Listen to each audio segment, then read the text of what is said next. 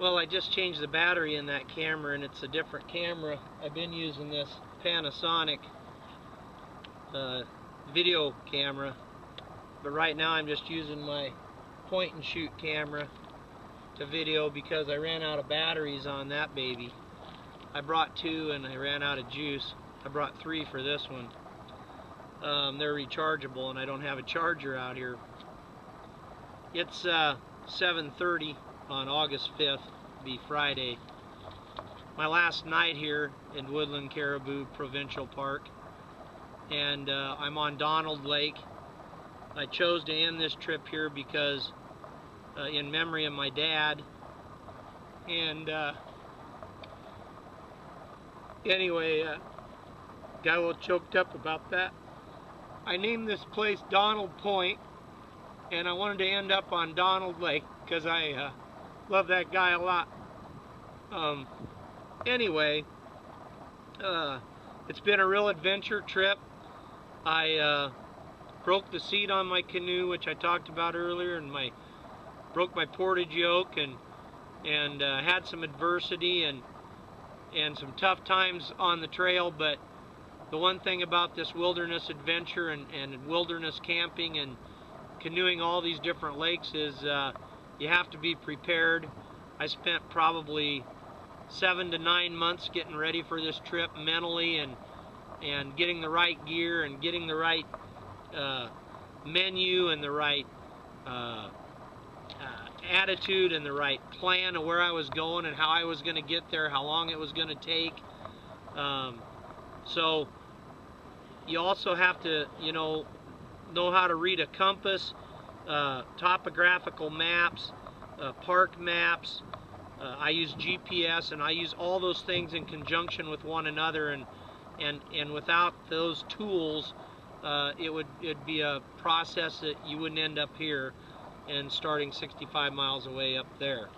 So it's a place here. Woodland Caribou Park is a place where only 700 to 750 people visit it a year. It's 1.2 million acres of wilderness. If you go to the Boundary Waters, it's 1.2 million acres in Superior Forest, and 220,000 people visit the Boundary Waters every year. If you go to Quetico Provincial Park, just across the border into Canada from the Boundary Waters, it's 1.2 million acres, and like right at 22,000 people visit it a year.